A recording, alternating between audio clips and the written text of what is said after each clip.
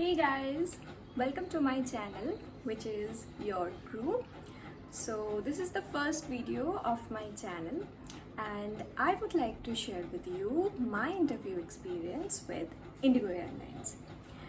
So first of all, thumbnail देख के आपको तो पता चल गया ही होगा कि I have been selected for Indigo Airlines as a cabin crew. So I would start from the beginning, like from the day of my interview, then how I got selected and the procedure afterwards. And with that, I would also like to guide you for your interview to definitely crack it. So first rule first, मुझे बहुत लोगों ने बोला कि आप एक guidance video बनाओ या कैसे हम मेकअप करें एंड ऑल दैट, क्या क्या मतलब कैसे ग्रूमिंग करें, क्या ड्रेस कोड रखना चाहिए. So let me be very honest with you. Nothing matters when you have excellent communication skills. That is the key, क्योंकि यही रिक्वायरमेंट है. Grooming, makeup, they would teach you all, trust me. So जो चीज़ आपसे वो लोग expect करते हैं वो है आपका communication skills. So it was my first attempt and I gave my interview on, I think in November. Yes, in November. So it was in the last year.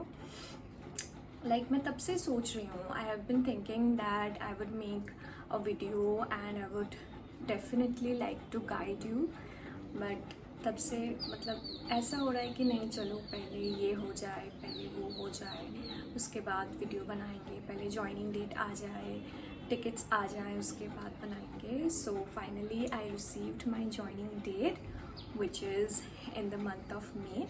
अभी मैं डेट नहीं बताऊंगी, लेकिन मेरे टिकट्स भी आ चुके हैं. So I am really happy for that and I am really grateful. So अभी मैंने सोचा चलो अब तो मतलब बना ही लेते हैं, और कोई एक्सक्यूज़ नहीं और कोई प्रोक्रेस्टिनेशन नहीं, अभी बनाना ही पड़ेगा वीडियो. तो मैं इंटरव्यू डे से शुरू करती हूँ. पहले तो टाइमिंग था 10 बजे से. तो मैं एकदम उठ के ठीक से रेडी होके चली गई थी, एकदम टाइम पे चली गई थी. और जब मैं वहाँ पे पहुँची तब देखा कि अभी उन्होंने मतलब वो जो होता है ना एक नंबर, सीरियल नंबर, अभी तक उन्होंने नहीं दिया था. तो I was waiting and simultaneously I was practicing क्योंकि this was my first attempt and I was really nervous. So ऐसा नहीं कि बहुत टफ ऐसा कुछ है, ऐसा बिल्कुल भी नहीं है. अगर आप सही जगह में प्रैक्टिस करोगे then it's really easy, trust me guys. तो फिर मैंने वहाँ सभी से बहुत बातें शातें की. मैंने सोचा चलो होगा तो होगा, नहीं होगा तो ठीक है, हो जाएगा कहीं ना कहीं अच्छी तरह से अगर प्रैक्टिस करूँगी तो फिर मेरा सीरियल नंबर था आई थिंक 40 के आसपास कुछ था. तो आई वॉज़ वेटिंग. पहले रो का राउंड्स हुआ तो वो लोग जब आए तो सब पूछ रहे थे what was the question and trust me on this, the questions are really simple.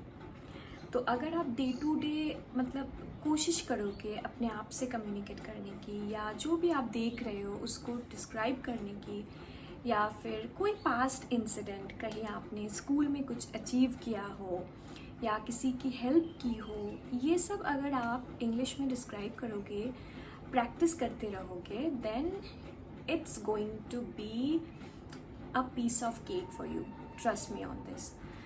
तो फिर देखा कि क्वेश्चंस तो बहुत इजी थे, लाइक आपका favourite season, your weaknesses. This was my question actually. It was what are your weaknesses. So I answered genuinely, जो मुझे लगा हाँ this is my weakness and I really want to change it. I really want to do something about it, तो मैंने उसी के बारे में बोला। आई थिंक मैंने दोनों वीकनेसेस बताए थे, अभी मुझे याद नहीं। एक याद है कि yes sometimes I get over excited before an important event और इंटरव्यू और एग्ज़ाम, सो मैं ठीक से सो नहीं पाती, I can't sleep, I can't properly concentrate. तो एक प्रेशर रहता है कि मुझे अपना बेस्ट देना है। तो this was my weakness and I also described how I am trying to overcome this, that I have been practising meditation, so and I think it really helps. तो इस तरह से मैंने अपना आंसर दिया। एंड वो फर्स्ट राउंड जो था that was the GD round. तो वी वर 10 गर्ल्स एंड उनमें से शी सिलेक्टेड ओनली मी। तो किसी किसी ग्रुप से वो दोनों को भी सिलेक्ट कर रहे थे, किसी किसी ग्रुप से वो बस एक को ही सिलेक्ट कर रहे थे, और किसी किसी ग्रुप से वो किसी को भी सिलेक्ट नहीं कर रहे थे। तो एक बात मैं यहाँ पे क्लियर करना चाहूँगी that it's not about competition कि वो अच्छा है, आपने अच्छा नहीं बोला, ऐसा नहीं है। उनके पास एक रिक्वायरमेंट है कि आपकी कम्युनिकेशन ऐसी होनी चाहिए, आप एकदम मतलब स्माइल करके आंसर दे रहे हो, ऐसा होना चाहिए। तो आपकी बॉडी लैंग्वेज बहुत पॉजिटिव होनी चाहिए, क्योंकि आप इतनी ऊपर काम करोगे तो you have all the responsibility to ensure the safety, security and comfort of the passengers. So you have to be positive, optimistic and that should show up on your face. तो यही वो लोग चाहते हैं। और कम्युनिकेशन इसलिए चाहते हैं क्योंकि एविएशन में English is the common language.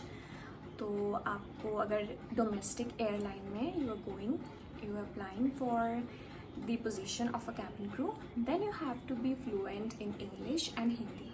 This is mandatory. Like बहुत लोगों ने मुझसे पूछा, लिटरली बहुत लोगों ने, कि क्या इंग्लिश मैंडेटरी है? तो हाँ, this is really mandatory. Trust me, nothing matters when you have excellent, commendable communication skills. तो उसके बाद सेकेंड राउंड हुआ, which was the BMI round. And let me tell you, the BMI range is from 18 to 22. तो बहुत लोगों ने ये भी पूछा है कि क्या वेट होनी चाहिए। तो वैसा कुछ वेट का क्राइटेरिया नहीं है, you just have to be under BMI। आपकी बॉडी वेट आपकी हाइट के साथ ठीक ठाक मैच होनी चाहिए, एंड दैट्स BMI। तो my height was I think 157, yes, 157 centimeter. This was my height, and तभी मेरा वेट था 47, yes, 47 मेरा वेट था। तो आई वॉज अंडर BMI। मैंने बहुत खा पी के अपना वेट बढ़ाया था। My weight was 44, so I was really worried that whether I am under BMI और नॉट। लेकिन हाँ, अंडर वेट वो थोड़ा कंसिडर कर लेते हैं, बट ओवर वेट अगर 3-4 kg से ज़्यादा ओवर वेट हो तो I think they would not consider you, but it depends on the HR। अगर उनको लगा कि you have excellent communication skills जो मैंने बताया, तो ट्रस्ट मी गाइज, अगर आप थोड़ा ओवर वेट भी हो तो they will definitely consider you. तो वहाँ पे तो पहले हाइट वेट चेक हुआ, उसके बाद आई साइट चेक हुआ एंड कलर ब्लाइंडनेस चेक हुआ। एक बुक जैसा था, वहाँ पे कलर्स से कुछ नंबर्स बने थे और देख के बताना हो रहा था कि कौन सा नंबर है ये, this is 8 and this is 12, तो ऐसा था। और एक डॉक्टर थी, उन्होंने एक हमको एक फॉर्म के जैसा कुछ दिया, वहाँ पे बहुत सारी डिज़ीज़ के नाम लिखे हुए थे, जैसे कि ESMA, diabetes and all that, जो कि बहुत क्रॉनिक डिजीज़ होते हैं बहुत लोगों को, फैटी लिवर, ये सब भी था शायद। तो मैंने सब में नो कर दिया, क्योंकि क्रॉनिक डिजीज़ टचवुड कुछ है नहीं, तो नो कर दिया। फिर डॉक्टर ने पूछा कि do you have any tattoos और visible scar? So I said no, I don't have any tattoo. और फिर उन्होंने पूछा कि हाथ दिखाने के लिए बोला। तो यहाँ मुझे बहुत लोगों ने पूछा कि क्या ऐसे स्कार्स होते हैं तो क्या रिजेक्ट कर देते हैं, वैसे स्कार्स होते हैं तो क्या रिजेक्ट कर देते हैं। तो यहाँ पे एक बहुत मतलब क्लियर गाइडलाइन है कि आपके हाथ में कोई भी सेल्फ हार्मिंग मार्क्स नहीं होने चाहिए। बहुत लोग होते हैं जो मतलब डिप्रेशन में आके या किसी भी एंजाइटी में आके या किसी भी सिचुएशन से नहीं लड़ पाते हैं तो वो ऐसे हाथ ऐसे ऐसे काटते हैं। तो ये एकदम एक्सेप्टेबल नहीं है। अगर वो देखेंगे कि आपके हाथों में वैसे ऐसे ऐसे कट मार्क्स हैं, टू बी वेरी स्पेसिफिक, तो आपको वो सिलेक्ट नहीं करेंगे। अगर यहाँ भी आपका सिलेक्शन हो जाए तो जो मेडिकल्स होता है क्लास 2 या क्लास 1, वहाँ पे वो आपको रिजेक्ट करेंगे या साइकोलॉजिस्ट के पास भेजेंगे। जितना मैंने देखा है, they don't select people like that. This is the reality. तो ऐसा कुछ सेल्फ हार्म वाला मार्क्स नहीं होना चाहिए। और अगर कुछ छोटे मोटे मार्क्स हैं तो they would just right it down and nothing else. उसमें कोई मतलब दिक्कत नहीं है, वो बस मेंशन कर देंगे कि आपके यहाँ ये वो मार्क्स है।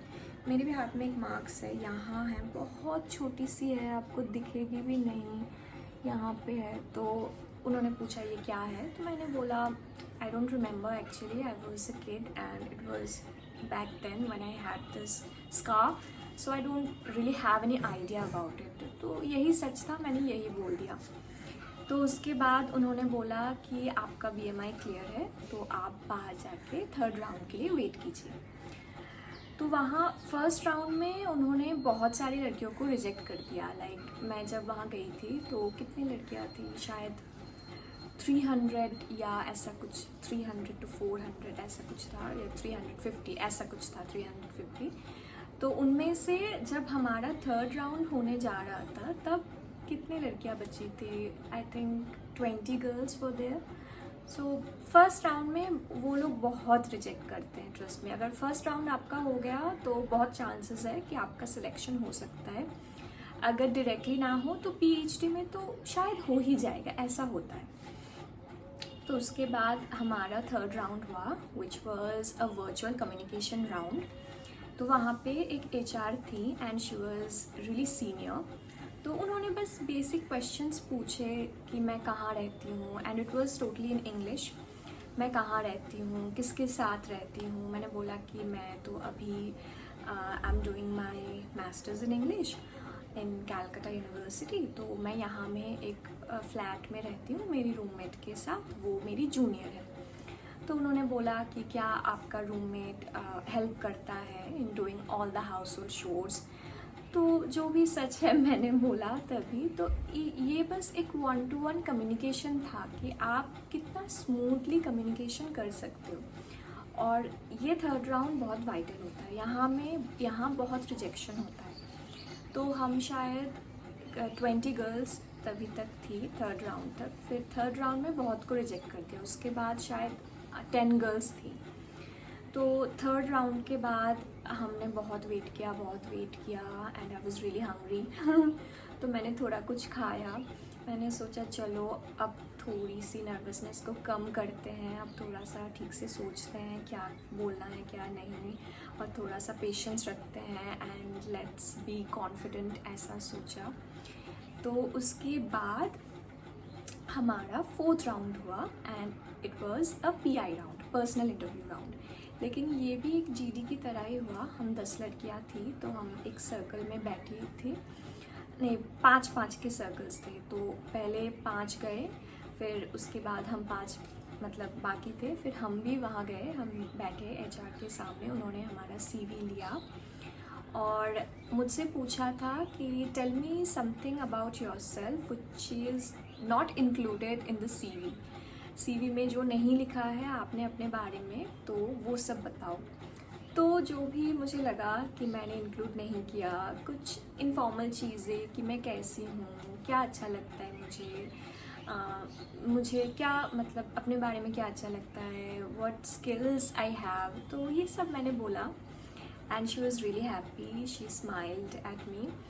तो उसके बाद उन्होंने मुझे बोला कि आपके मतलब टीथ दिखाओ। तो मैंने अपना टीथ दिखाया और फिर उन्होंने बोला कि ठीक है आप वेट करो बाहर जाके। तो फिर से मैं गई, बाहर जाके मैं वेट कर रही थी। और हाँ, एक ट्विस्ट मुझे बताना है। थर्ड राउंड के बाद मतलब हम लोग जब बैठे थे and we were really scared कि अब क्या होगा। तो तब एक एचआर आई, तो उन्होंने 10 लड़कियों के नाम लिए, तो वो 10 लड़कियां गई and I was not there. तो मुझे लगा अरे चलो, अब तो मेरा रिजेक्शन हो गया, क्या करें, ऐसा मैंने सोचा and my heart was beating really fast. तो मैं बैठी थी वहाँ, फिर मुझे पता चला कि उन्होंने उनको सामने बुलाया है जिनको उन्होंने सिलेक्ट नहीं किया, मतलब जिनको रिजेक्ट किया। तो मैंने सोचा अरे ये क्या बात हुई, ऐसे फिर बुलाया, फिर बोला कि girls you couldn't make it, ऐसा कुछ बोला। तो उसके बाद फिर से फोर्थ राउंड के बाद हम फिर से वेट कर रहे थे कि क्या रिज़ल्ट है। फिर बहुत मतलब I think half an hour के बाद एचआर फिर से आई और उन्होंने बोला कि congratulations ladies, you are selected but not directly, you all are in PhD.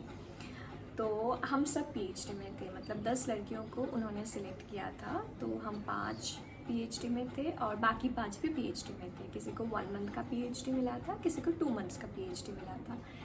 तो बहुत लड़कियाँ वहाँ मतलब बहुत उदास हो गई कि अरे ये क्यों किया, किसी को भी डायरेक्टली सिलेक्ट नहीं किया।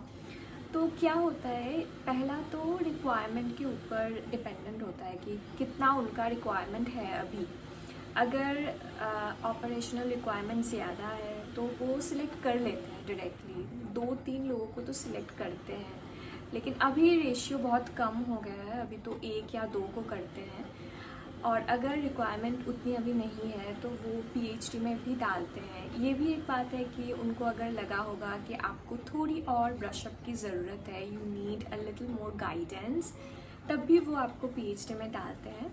And trust me guys, PhD, like I'm really grateful to my trainer who was there in my PhD, क्योंकि आपको एक ऐसी अपॉर्चुनिटी मिलती है कि आप 1-to-1 कम्युनिकेट कर सको और आपकी ट्रेनर आपको फीडबैक दे सके और आपको ये पता चल सके कि आपको कहाँ इम्प्रूवमेंट करनी है। तो this is a really good chance who can utilise it, trust me. तो मैं तो पहले से बहुत ऑप्टिमिस्टिक थी कि हाँ पीएचडी में हो गया है, तो अब तो मैं बाकी का क्लियर कर लूँगी। मैं बहुत अच्छे से पीएचडी करूँगी, बहुत अच्छे से क्लासेस अटेंड करूँगी एंड आई हैड 100% अटेंडेंस। तो मैंने एकदम सब कुछ दे के अपना पीएचडी किया कि now I am going to give all my time in PhD. तो ऐसा था एंड पीएचडी का एक्सपीरियंस भी मेरा बहुत अच्छा था। अगर आप लोगों को पीएचडी के बारे में जानना है थोड़ा ज़्यादा तो यू कैन कमेंट डाउन, मैं ज़रूर उसके ऊपर भी वीडियो बनाऊंगी। और ये बहुत अच्छी अपॉर्चुनिटी है guys, when you get selected in PhD, don't be upset. लेकिन हाँ, अभी मैंने सुना है कि they charge in PhD. When I was in PhD it was totally free, but अभी मैंने सुना कि ये लोग पीएचडी में 20,000 10,000 ऐसा कुछ चार्ज कर रहे हैं। I don't know why they are doing so. लेकिन अगर ये है तो मैं आपको सजेस्ट करूँगी कि आप खुद से कोशिश करो, मतलब पॉडकास्ट सुनो या आप कोई भी मतलब इंग्लिश कम्युनिकेशन अब सुनो, आप खुद से बोलने की कोशिश करो, जो भी आपके सामने है आप उसको डिस्क्राइब करो। कोई भी पास्ट इंसिडेंट्स या आपका कुछ फेवरेट डेस्टिनेशन हो, क्यों है आपका फेवरेट, ये सब आप कर सकते हो, मतलब प्रैक्टिस। सो इसी से हो जाएगा, आपको ज़रूरत नहीं 20,000 या 10,000 स्पेंड करके अपना कम्युनिकेशन ब्रश अप करने की। हमारे टाइम में it was free, so I was really happy and I was really optimistic that I'm going to attend PhD and I'm going to clear my final review. तो वो हो गया है, final review मेरा था in the month of February। तो हम we were 9 girls who cleared it। तो उसकी मैं अलग से वीडियो बनाऊंगी if you guys wish to watch that। So this was my whole experience and I would like to end this video right here with again a reminder that the only thing which matters is your communication skill. So work on that. Till then, bye bye guys, take care and enjoy your life.